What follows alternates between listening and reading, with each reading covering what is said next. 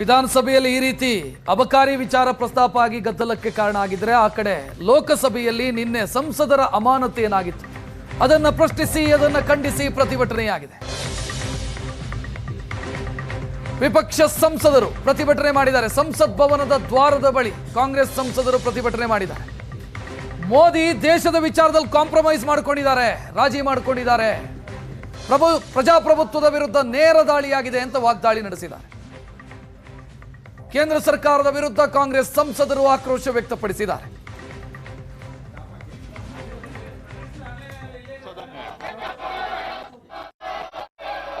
आप सभी दलों ने समय समय पर इस देश के अंदर अलग अलग झारखंड के अंदर सरकार में भी रहे, लेकिन मेरा मत है ನಿನ್ನೆ ಸ್ಪೀಕರ್ ಪೀಠದ ಮೇಲೆ ಅನುಚಿತವಾಗಿ ವರ್ತಿಸಿದಂತ ಕಾರಣಕ್ಕಾಗಿ ಸಂಸದರನ್ನ ಸಸ್ಪೆಂಡ್ ಮಾಡಲಾಗಿತ್ತು. ಅದನ್ನ ಪ್ರಶ್ನಿಸಿ ಇವತ್ತು ಸಂಸತ್ ಭವನದಲ್ಲಿ ಪ್ರತಿಭಟನೆಯನ್ನ ಮಾಡಿದ್ದಾರೆ ಕಾಂಗ್ರೆಸ್ನ ಬೇರೆ ಬೇರೆ ಸಂಸದರು ಮತ್ತು ಕಾಂಗ್ರೆಸ್ನ ಮಿತ್ರ ಪಕ್ಷದ ಸಂಸದರು. ಪ್ರಜಾಪ್ರಭುತ್ವಕ್ಕೆ ಮಾರಕ ನಡೆ ಇದು ಅನ್ನೋದು ಅವರು ಹೇಳ್ತಾ ಇರೋದು. ಅದರ ಜೊತೆಗೆ ಪ್ರಧಾನಿ ನರೇಂದ್ರ ಮೋದಿ ದೇಶದ ಹಿತದೃಷ್ಟಿಯನ್ನ ಕಾಯಬೇಕಿತ್ತು, ಆದರೆ ದೇಶದ ವಿಚಾರದಲ್ಲಿ ಕಾಂಪ್ರಮೈಸ್ ಆಗಿದ್ದಾರೆ ಅನ್ನೋ ಆರೋಪ ಅಮೆರಿಕ ಮತ್ತು ಭಾರತದ ಮಧ್ಯೆ ಆಗಿರುವಂತಹ ಟ್ರೇಡ್ ಡೀಲಿಗೆ ಸಂಬಂಧಿಸಿದಂತೆ.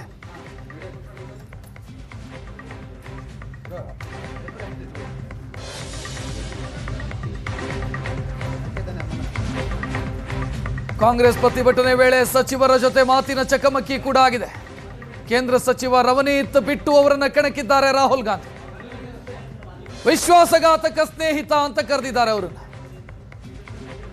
ಸಚಿವರಿಗೆ ಹಸ್ತಲಾಘವ ಮಾಡೋದಕ್ಕೆ ರಾಹುಲ್ ಗಾಂಧಿ ಮುಂದಾದರು.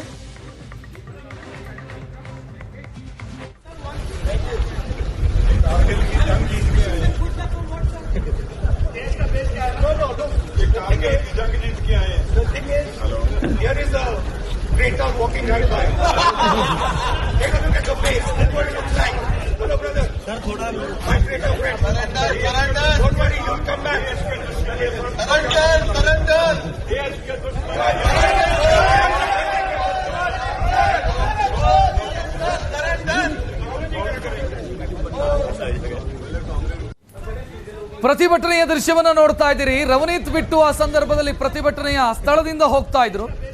ರಾಹುಲ್ ಗಾಂಧಿ ಶೇಕ್ ಹ್ಯಾಂಡ್ ಮಾಡೋದಕ್ಕೆ ಬಂದ್ರೆ ಅವರು ಶೇಕ್ ಹ್ಯಾಂಡ್ ಕೊಡೋದಕ್ಕೆ ತಯಾರಿರ್ಲಿಲ್ಲ.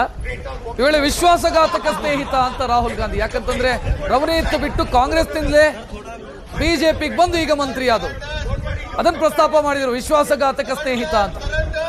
ಆ ದೃಶ್ಯವನ್ನು ನೋಡ್ತಾ ಇರೋದು.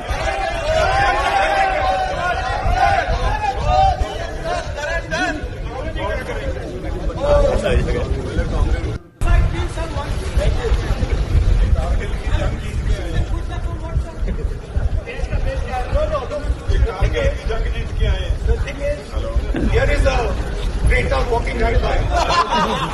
Take a look at the face. That's what it looks like. Hello, brother. Sir, thoda. My great friend. Surrender. Don't worry, you'll come back. Surrender. Yes,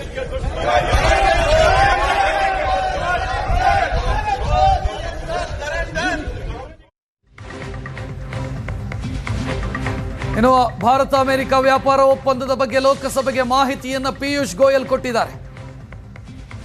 ವಾಣಿಜ್ಯ ಸಚಿವ ಪಿಯೂಷ್ ಗೋಯಲ್ ಮಾಹಿತಿ ಕೊಡ್ತಾ ಇದ್ರೆ ವಿಪಕ್ಷದ ಸದಸ್ಯರು ವಿರೋಧ ವ್ಯಕ್ತಪಡಿಸಿದರು. ವ್ಯಾಪಾರ ಒಪ್ಪಂದ ಮತ್ತು ಟ್ಯಾರಿಫ್ ಅನ್ನು ಕಡಿಮೆಯನ್ನು ಮಾಡಲಾಗಿದೆ, ಅದರ ಬಗ್ಗೆ ಇರುವಂತಹ ಪ್ರಶ್ನೆಗಳಿಗೆ Piyush Goyal commerce and industry minister ಉತ್ತರ ಕೊಟ್ಟಿದ್ದಾರೆ ಲೋಕಸಭೆಗೆ. ಈ ವೇಳೆ ವಿರೋಧ ಪಕ್ಷದ ಸದಸ್ಯರು ಅದಕ್ಕೆ ವಿರೋಧ ವ್ಯಕ್ತಪಡಿಸಿದರು.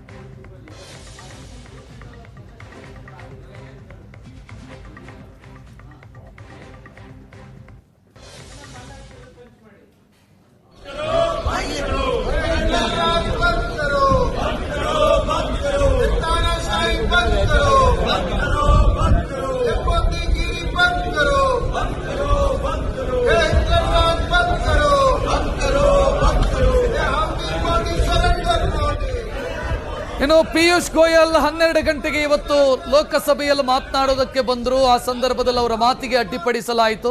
ಕೊನೆಗೆ ಲೋಕಸಭಾ ಕಲಾಪವನ್ನು ಅಡ್ಜರ್ನ್ ಮಾಡಲಾಗಿದೆ, ಮುಂದೂಡಲಾಗಿದೆ. ಇವತ್ತು ಮಧ್ಯಾಹ್ನ 2 ಗಂಟೆಗೆ ರಾಜ್ಯಸಭೆಗೆ ಉತ್ತರ ಕೊಡೋರಿದ್ದಾರೆ ಪಿಯೂಷ್ ಗೋಯಲ್, ಅಥವಾ ಮಾಹಿತಿ ಕೊಡೋದಕ್ಕಿದ್ದಾರೆ.